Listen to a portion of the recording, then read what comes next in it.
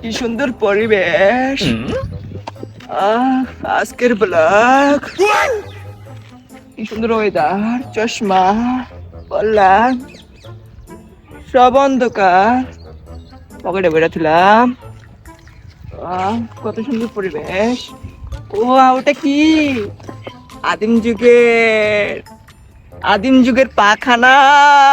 যাব, চলো যাই।